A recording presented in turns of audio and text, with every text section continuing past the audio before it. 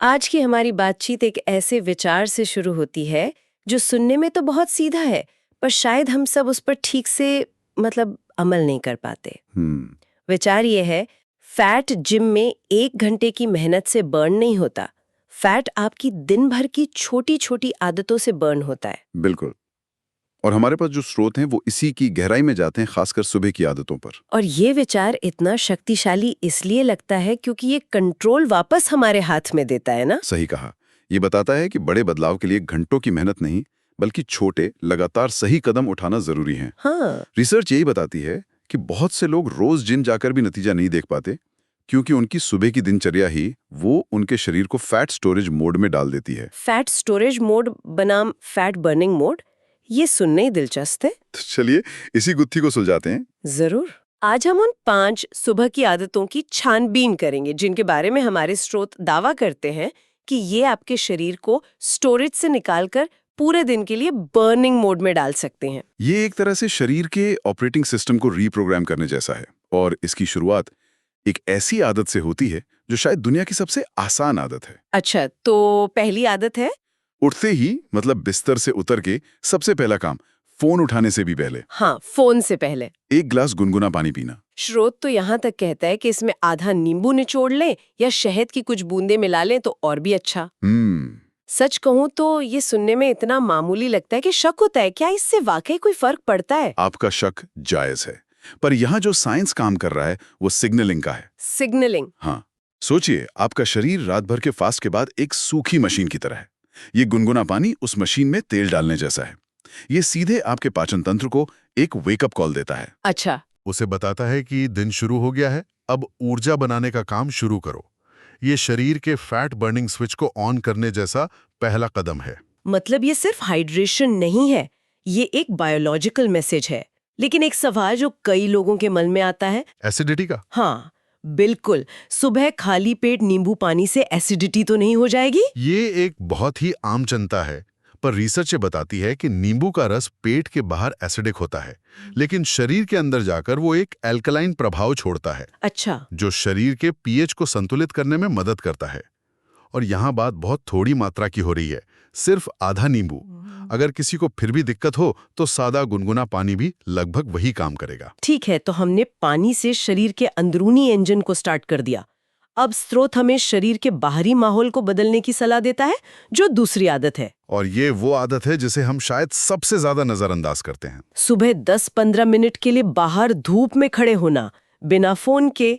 और ये बिना फोन के वाली बात यहाँ सबसे जरूरी है। ये आदत सिर्फ विटामिन डी के बारे में नहीं है। तो फिर ये हमारे शरीर की मास्टर क्लॉक, हमारी बॉडी क्लॉक को सेट करने के बारे में है, जिसे वैज्ञानिक भाषा में सर्केडियन रिदम कहते हैं। हार्मोन संतुलन और बॉडी क्लॉक, ये शब्द सुनने में बहुत टेक्निकल लगते हैं। आम भाषा में सुबह की धूप मेरे पेट की चर्बी कम करने में कैसे मदद करती है? इसे ऐसे समझिए, आपके शरीर का एक सीईओ है जिसका नाम है कॉर्टिसोल हार्मोन। हाँ। सुबह के समय इसका लेवल स्वाभाविक रूप से बढ़ना चाहिए। ये वो get up and go signal है जो आपके शरीर को कहता है, चलो उठो, काम का दिन है, एनर्जी खर्च करो। अच्छा। सुबह की धूप आपकी आंखों और त्वचा के जरिए दिमाग को सिग्नल भेजती है कि वो इस सीईओ को जगा दे। अगर आप अंधेरे कमरे में रहते हैं या सीधे स्क्रीन की नीली रोशनी देखने लगते हैं, बिल्कुल, तो ये सीईओ कंफ्यूज हो जाता है। और एक कंफ्यूज्ड सीईओ क्या करता है? एक कंफ्यूज सीईओ घबराकर गलत फैसले लेता है।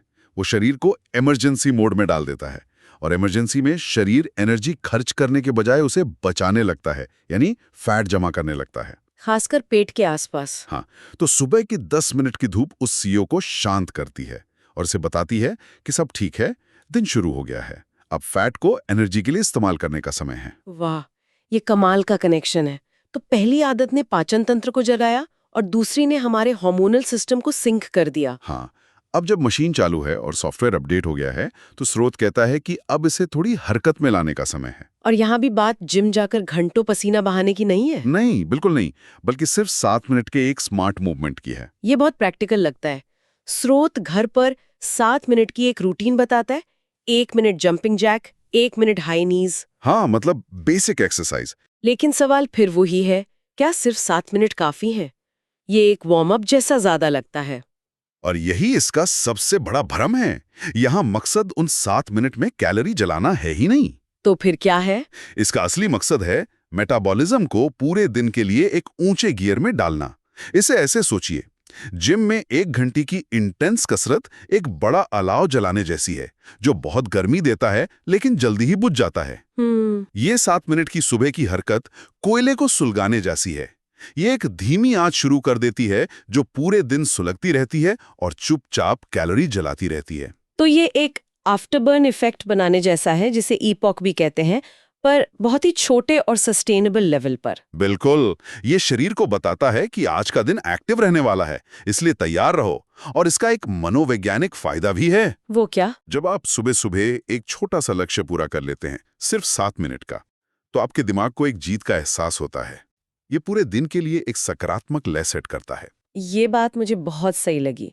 ये निरंतरता वाली फिलॉसफी से जुड़ती है। ठीक है, तो शरीर जाग गया, हार्मोन सिंक हो गए और मेटाबॉलिज्म भी सुलगना शुरू हो गया। अब इस सुलगती हुई आग को ईंधन चाहिए। हाँ। और यहीं पर, जैसा कि स्रोत बताता है, 90% लोग सबसे बड़ी गलती कर बैठते हैं, जो कि भारतीय घरों में बहुत आम है। बिल्कुल। सुबह की शुरुआत चाय और बिस्किट या टोस्ट या पोहा जैसे हाई कार्ब नाश्ते से करना। स्रोत इसे फैट स्टोरेज का अचूक नुस्खा कहता है। और वो इसलिए क्योंकि ये एक ब्लड शुगर रोलर कोस्टर शुरू कर देता है। Roller coaster. हाँ। जब आप सुबह सुबह चीनी और रिफाइंड कार्ब्स खाते हैं तो आपका ब्लड शुगर बहुत तेजी से ऊपर जाता है। इस स्पाइक को संभालने के लिए आपका शरीर इंसुलिन नाम का हार्मोन छोड़ता है। लेकिन जब शुगर बहुत ज्यादा और बहुत तेजी से आती है तो इंसुलिन घबराकर उसे फैट सेल्स में जमा कर देता है। और फिर उतनी ही तेजी से आपका ब्लड शुगर क्रैश हो जाता है। सही कहा, जिससे आपको फिर से भूख और थकान महसूस होती है। तो इसका समाधान क्या है? स्रोत जोर देता है हाई प्रोटीन नाश्ते पर, जैसे अंडे, अंकुरित अनाज, पनीर या ओट्स। हाँ, और ये अलग तरीके से काम करता है। यहाँ 2 बातें हैं। पहली, थर्मिक इफेक्ट ऑफ फूड। अच्छा। इसका मतलब यह है कि कुछ खाने को पचाने के लिए भी शरीर को मेहनत करनी पड़ती है, यानी कैलोरी जलती है। प्रोटीन पचाना कोयला जलाने जैसा है, शरीर को उसे तोड़ने में ज्यादा मेहनत लगती है। जबकि चीनी या बिस्किट पचाना कागज जलाने जैसा है। बिल्कुल, फैट से जल गया, कोई मेहनत नहीं लगी।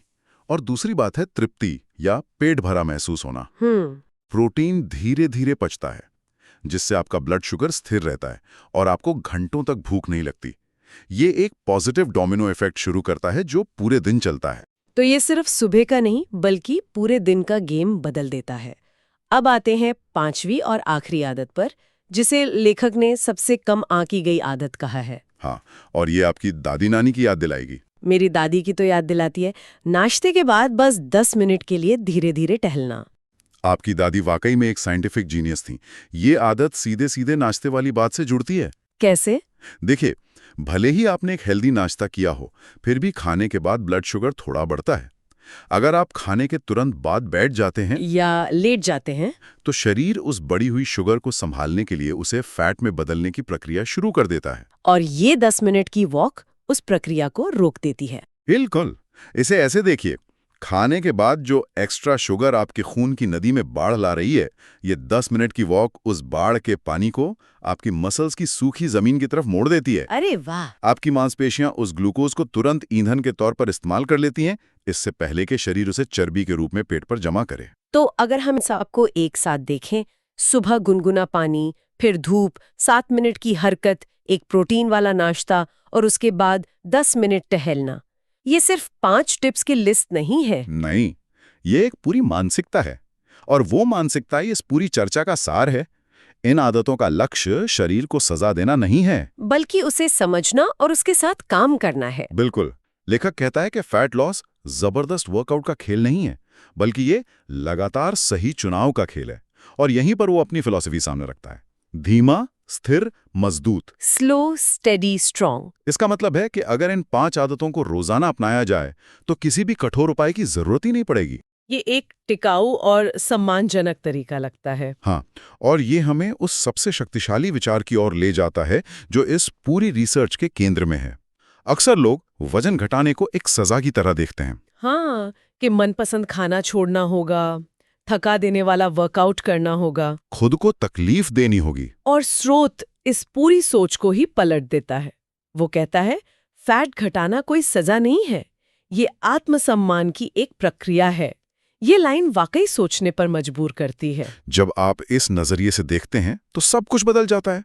सुबह गर्म पानी पीना एक काम नहीं लगता। ये अपने शरीर को जगाने का एक प्यार भरा तरीका लगता है। सही कहा।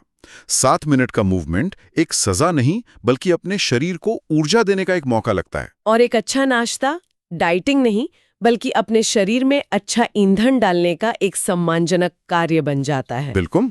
जब हम इसे सजा के बजाय आत्मसम्मान के रूप में देखते हैं तो इन आदतों को अपनाना बोझ नहीं लगता, बल्कि ये एक तरह का सेल्फ केयर रूटीन बन जाता है। ये आपका सम्मान करता है और बेहतर नतीजे देता है।